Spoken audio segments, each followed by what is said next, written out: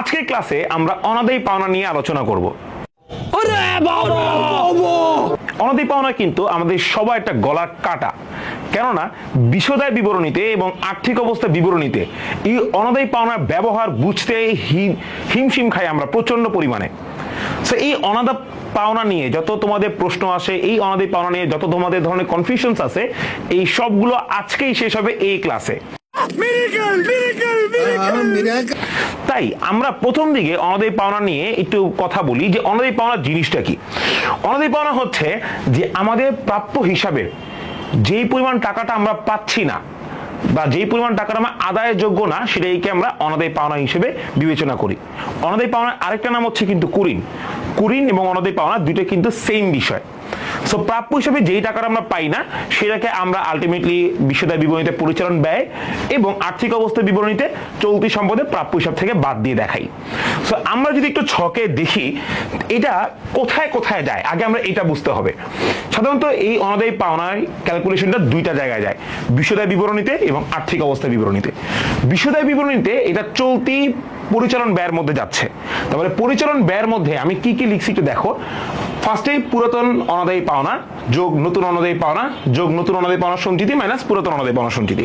এই সূত্রটাই দিয়ে তোমার আলটিমেটলি বিশদায় বিবরণীতে তোমার এই পরিচালন ব্যয়ের মধ্যে যে অনাদায়ী পাওনা আসে, এটা ফুল কমপ্লিট হবে এই চারটা তুমি যদি মনে রাখতে পারো।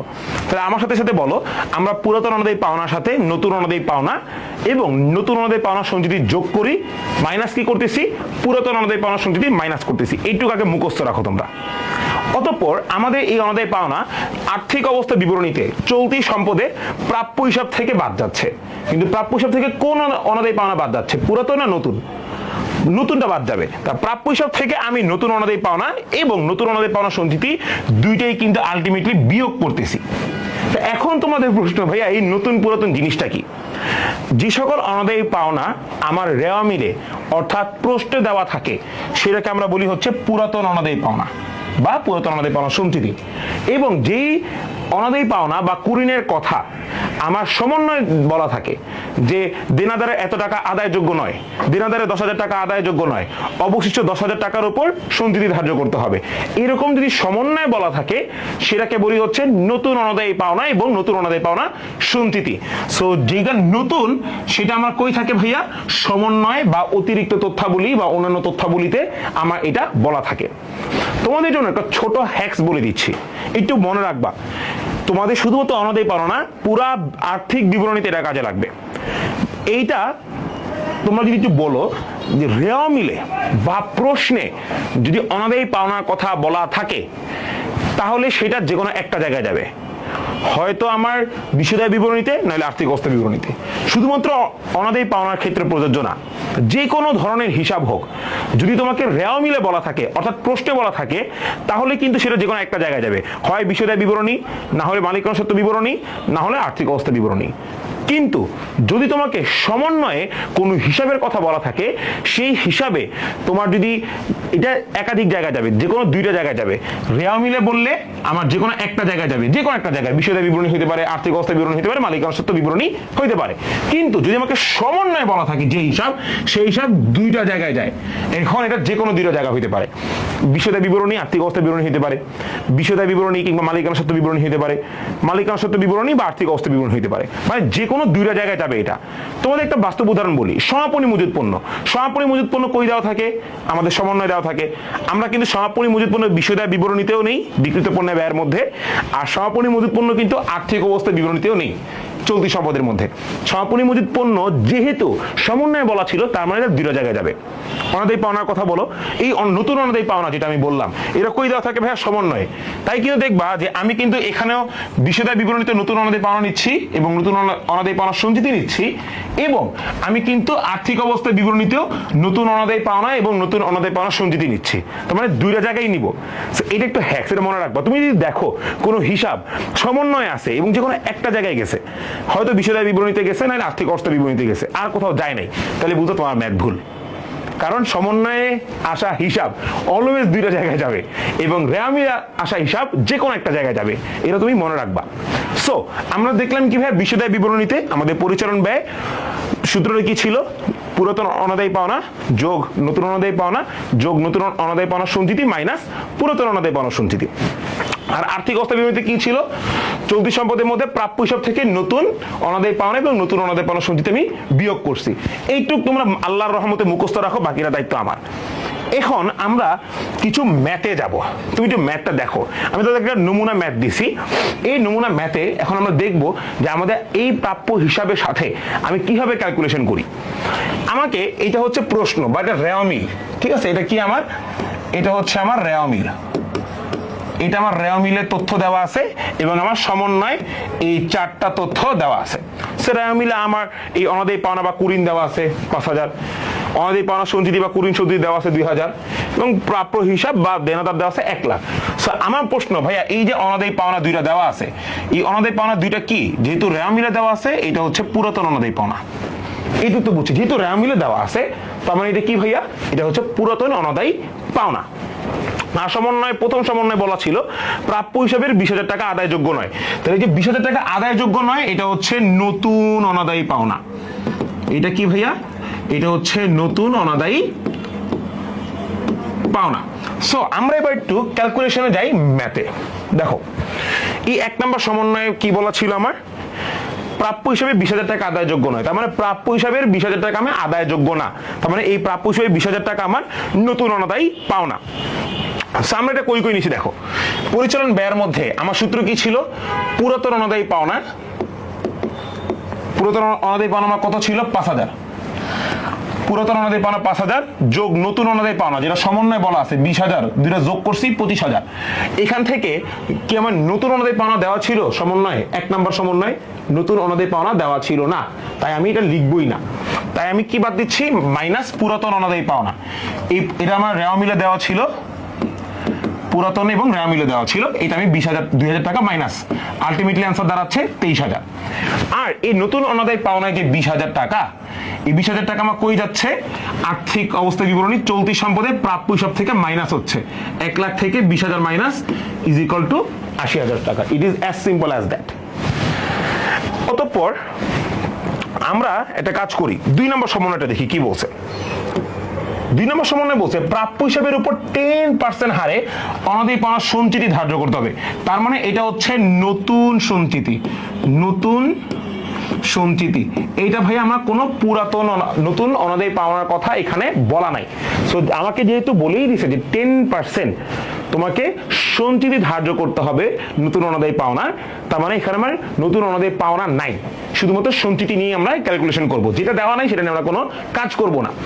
সো আমরা এবার কি করব দেখো, 2 নম্বর সমন্বয় পুরাতন অনাদায়ী পাওনা আমরা অ্যাজ ইউজুয়ালি লিখছি, পুরাতন অনাদায়ী পাওনা প্রশ্নে দেওয়া ছিল 5,000, নতুন অনাদায়ী পাওনা সঞ্চিতি, যেহেতু ভাই আমার সেখানে নতুন অনাদায়ী পাওনার কথা বলা নাই তাহলে আমরা সঞ্চিতি ধরে নিছি। এখন সঞ্চিতি কতটুকু ধরবো, প্রাপ্য হিসাবের উপর 10%, তার মানে এই 1 লাখের 10% ধরবো। তাহলে 1 লাখের 10% কত, এই 1 লাখের 10% অ্যান্সার দাঁড়াচ্ছে হচ্ছে 10,000। তো নতুন অনাদায়ী পাওনা সঞ্চিতি 10,000 টাকা যোগ করার কথা, নতুনগুলো কিন্তু যোগ হবে এই জায়গায়, আর মাইনাস হবে পুরাতন অনাদায়ী পাওনা সঞ্চিতি 2,000 প্রশ্ন দেওয়া ছিল, অ্যান্সার দাঁড়াচ্ছে হচ্ছে 13,000। আর এই নতুন অনাদায়ী পাওনা সঞ্চিতি আমার কই যাবে, আমরা জানি যেহেতু সমন্বয় দেওয়া আছে 2টা জায়গায় যেতে হবে, বিষয়দায় বিবরণীতেও লিখছি, এবার আর্থিক অবস্থার বিবরণীতে লিখবো। আর্থিক অবস্থার বিবরণীতে প্রাপ্য হিসাব থেকে নতুন অনাদায়ী পাওনা এবং নতুন অনাদায়ী পাওনা সঞ্চিতি দুইটাই বাদ যায়। সো আমি প্রাপ্য হিসাব 1 লাখ ছিল, এখান থেকে নতুন অনাদায়ী পাওনা সঞ্চিতি 10,000 বাদ দিয়ে 90,000 টাকা অ্যান্সার পাইছি, শেষ। সো এইটা হচ্ছে আমাদের অ্যাজ ইউজুয়ালি ক্যালকুলেশন হিসাব। তোমরা যদি একটু খেয়াল করো, আমাদের মেইন প্যাচালটা লাগে ভাই আমার এখানে যোগ হইতেছে, এখানে কি হবে, এই ধরনের ক্যাচালটা লাগে। দ্যাট ইজ ওয়াই আমি একটা ছকের মাধ্যমে তোমাকে 2টা জিনিস বুঝাই দিচ্ছি, যাতে তুমি রিলেট করতে পারো যে আমার কোন জায়গায় নতুনটা যোগ হচ্ছে, কোন জায়গায় নতুনটা বিয়োগ হচ্ছে, কোন জায়গায় আমার পুরাতনটা যোগ, কোন জায়গায় পুরাতনটা বিয়োগ, এটা তুমি যদি রিলেট করতে পারো, দ্যাট ইজ ওয়াই আমি 2 পাশে ছকের মাধ্যমে জিনিসটা দেখাই দিছি। এবার আমাদের মহা ইম্পর্টেন্ট 3 নাম্বারটা। তো 3 নাম্বারে যদি দেখো যে প্রাপ্য হিসাবে 10,000 টাকা আদায়যোগ্য নয়, তাহলে 10,000 টাকা আদায়যোগ্য নয় মানে হচ্ছে এই 10,000 টাকা হচ্ছে নতুন অনাদায়ী পাওনা। 10,000 টাকাতে কি নতুন অনাদায়ী পাওনা। সো নতুন অনাদায়ী পাওনা যেটা 10,000 টাকা আদায়যোগ্য নয় এবং অবশিষ্ট প্রাপ্য হিসাবের উপর 10% হারে সঞ্চিতি ধার্য করতে হবে। কত পার্সেন্ট সঞ্চিতি ধার্য করতে হবে? 10% সঞ্চিতি আমার ধার্য করতে হবে অবশিষ্টের উপর। তাহলে এই অঙ্কের ক্ষেত্রে দেখো আমার প্রাপ্য হিসাব ছিল কত? 1 লাখ। সেখান থেকে আমার 10,000 টাকা নতুন অনাদায়ী পাওনা সঞ্চিতি বাদ, তাহলে 10,000 টাকা নতুন বাদ, তাহলে আমার কাছে রইল কত? 90,000 টাকা। সো এবার 90,000 টাকা হচ্ছে অবশিষ্ট, তাহলে 90,000 টাকার উপর 10%, তাহলে 90,000 টাকার উপর 10%, তার মানে 9,000 টাকা হচ্ছে আমার নতুন অনাদায়ী পাওনা সঞ্চিতি। স্যার আসো এবার ক্যালকুলেশনটা কেমনি করছে দেখি। বলছে অনাদায়ী পাওনা এটা ছিল পুরাতন অনাদায়ী পাওনা, প্রশ্নে দেওয়া ছিল 5,000। নতুন অনাদায়ী পাওনা আমি মাত্র বের করছি 10,000 লিখছি। নতুন অনাদায়ী পাওনা সঞ্চিতি বের করলাম, এই যে প্রাপ্য হিসাব থেকে নতুন অনাদায়ী পাওনা বাদ দিছি, যে টাকাটা থাকে সেই টাকার উপর আমার 10% সঞ্চিতি ধার্য করে বাকিটা আমি ক্যালকুলেশন দিছি। দেখো বাকিটা আমি এভাবেই ক্যালকুলেশন দিয়েছি। আমি এখানে কি করতেছি? নতুন অনাদায়ী পাওনা সঞ্চিতি 9,000 টাকা লিখছি, আর মাইনাস যথারীতি পুরাতন অনাদায়ী পাওনা সঞ্চিতি 2,000, অ্যান্সার আসছে 22,000। এইবার এই নতুন অনাদায়ী পাওনা এবং নতুন অনাদায়ী পাওনা সঞ্চিতি এই দুইটা আইটেমই কিন্তু আমার চলতি সম্পদে যাবে। দুইটাই কি হবে? প্রাপ্য হিসাব থেকে বিয়োগ হবে। তাহলে প্রাপ্য হিসাব থেকে 1 লাখ ছিল, নতুন অনাদায়ী পাওনা ছিল 10,000, এটা বিয়োগ, এবং নতুন অনাদায়ী পাওনা সঞ্চিতি ছিল 9,000, এটাও বিয়োগ। অ্যান্সার দাঁড়াইছে হচ্ছে 81,000। শেষ। সো আমায় যদি কখনো বলা হয় যে তোমার নতুন দেনা প্রাপ্য হিসাবে 10,000 টাকা আদায়যোগ্য না, এটা হচ্ছে নতুন অনাদায়ী পাওনা, অবশিষ্ট দেনাদারের ওপর বা প্রাপ্য হিসাবের ওপর 10% সঞ্চিতি, তার মানে আমি প্রাপ্য হিসাব থেকে শুধুমাত্র নতুন অনাদায়ী পাওনাটা বাদ দিব, এরপর যেই এক্সিস্টিং ব্যালেন্সটা থাকবে সেটার সাথে আমি পার্সেন্টেজটা গুণ করে নতুন অনাদায়ী পাওনা সঞ্চিতি বের করব, এবং নতুন অনাদায়ী পাওনা সঞ্চিতি আমি এখানে বিয়োগ করব, এখানে আমি যোগ করব। শেষ অ্যান্সার। এবার আসো 4 নম্বর সমন্বয়। অনাদায়ী পাওনা সঞ্চিতি, এটা ইম্পর্টেন্ট। অনাদায়ী পাওনা সঞ্চিতি 5,000 টাকা দ্বারা বৃদ্ধি করতে হবে। কি বলছে? অনাদায়ী পাওনা সঞ্চিতি 5,000 টাকা দ্বারা বৃদ্ধি করতে হবে, কিংবা আরেকটা আছে যে 5,000 টাকা বৃদ্ধি করতে হবে বা 5,000 টাকা দ্বারা বৃদ্ধি করতে হবে, দুইটার ক্ষেত্রে একই নিয়ম। এটা মানে হচ্ছে তোমার অনাদায়ী পাওনা সঞ্চিতি 5,000 টাকা বৃদ্ধি করতে হবে বা অনাদায়ী পাওনা সঞ্চিতি 5,000 টাকা দ্বারা বৃদ্ধি করতে হবে। তার মানে তোমার অনাদায়ী পাওনা সঞ্চিতি ছিল মনে এখানে কত ছিল? 2,000, তার মানে নতুন অনাদায়ী পাওনা সঞ্চিতি 5,000 টাকা এক্সট্রা সহ যোগ করে হবে, তাই নতুন অনাদায়ী পাওনা সঞ্চিতি হবে 7,000। এটা কি ভাইয়া? নতুন সঞ্চিতি, মানে নতুন অনাদায়ী পাওনা সঞ্চিতি 5,000 টাকা দ্বারা বৃদ্ধি বা 5,000 টাকা বৃদ্ধি মানে কি? যে তোমার এক্সিস্টিং যে পুরাতন অনাদায়ী পাওনা ছিল সেটার সাথে তুমি 5,000 টাকা যোগ করে নতুন যেটা দাঁড়াবে সেটাই হবে নতুন অনাদায়ী পাওনা সঞ্চিতি বা নতুন কুঋণ সঞ্চিতি। সো দেখো ম্যাথ আমি কিভাবে করছি। আমাকে তো এখানে কোনো নতুন অনাদায়ী পাওনার কথা বলা নেই বা নতুন কুঋণের কথা বলা নেই, তাই আমি নতুন কুঋণ আনি নেই। আমি এখানে পুরাতন অনাদায়ী পাওনা 5,000 টাকার সাথে নতুন অনাদায়ী পাওনা সঞ্চিতি এই 7,000 টাকা, এই 7,000 টাকা কিভাবে আসছে? এই যে প্রশ্নে ছিল 2,000 টাকা পুরাতন অনাদায়ী পাওনা সঞ্চিতি, এটার সাথে 5,000 টাকা যোগ করে এই 7,000 টাকা আনছি। এই 7,000 টাকা যোগ এবং মাইনাস হবে পুরাতন অনাদায়ী পাওনা সঞ্চিতি আমাদের সূত্র অনুযায়ী 2,000 টাকা মাইনাস, তাহলে অ্যান্সার দাঁড়াচ্ছে হচ্ছে 10,000 টাকা। ঠিক একইভাবে এই 7,000 টাকা আমার চলতি সম্পদে যাবে। তো চলতি সম্পদে আমি কি করতেছি? প্রাপ্য হিসাব থেকে এই 1 লাখ থেকে 7,000 টাকা বাদ দিয়ে এই 93,000 টাকা দেখাচ্ছি। সো দুইটা জিনিস অলওয়েজ রিমেম্বার। এক, সূত্রটা মনে রাখবা যে পরিচালন ব্যয় আমার সূত্রটা কি? পুরাতন অনাদায়ী পাওনা যোগ নতুন অনাদায়ী পাওনা যোগ নতুন অনাদায়ী পাওনা সঞ্চিতি মাইনাস পুরাতন অনাদায়ী পাওনা সঞ্চিতি। আর আর্থিক অবস্থার বিবরণীতে আমার সূত্রটা কি ছিল? প্রাপ্য হিসাব মাইনাস নতুন অনাদায়ী পাওনা মাইনাস নতুন অনাদায়ী পাওনা সঞ্চিতি। আমাকে এইটা মনে রাখতে হবে যে আমাকে যদি বলা হয় আদায়যোগ্য নয়, যেটা সমন্বয় দেওয়া থাকে সেটা হচ্ছে নতুন অনাদায়ী পাওনা, যেটা রেয়ামিলে দেওয়া থাকে সেটা হচ্ছে পুরাতন অনাদায়ী পাওনা, যেটা সঞ্চিতি সেমই কেনা হবে। এবং আমাকে যদি কখনো প্রশ্নে বলা হয় যে দেনাদারে 10,000 টাকা আদায়যোগ্য নয়, সমন্বয় বলা হয় এটা, এবং আমাকে বলা হয়েছে যে অবশিষ্ট প্রাপ্য হিসাবের উপর 10% সঞ্চিতি ধার্য করতে হবে, এটা মানে কি? মানে হচ্ছে আমার যেই 10,000 টাকা আদায়যোগ্য নয় এটা হচ্ছে নতুন অনাদায়ী পাওনা বা নতুন কুঋণ, আমি প্রাপ্য হিসাব থেকে এই নতুন কুড়িটা বাদ দিয়ে যে টাকাটা থাকবে সেটার উপর পার্সেন্টেজ ধরে আমি নতুন কুড়িন সঞ্চিতি বা নতুন অনাদায়ী পাওনা সঞ্চিতি বের করব। আর বৃদ্ধি করতে হবে মানে কি, যে আমার 5,000 টাকা অনাদায়ী পাওনা সঞ্চিতি বৃদ্ধি করতে হবে। তার মানে কি, আমার অনাদায়ী পাওনা সঞ্চিতি পুরাতনটা যেটা ছিল সেটার সাথে আমি আরো 5,000 টাকা অ্যাড করে 7,000 টাকা হয়েছে, সেটাই হচ্ছে আমার নতুন অনাদায়ী পাওনা সঞ্চিতি।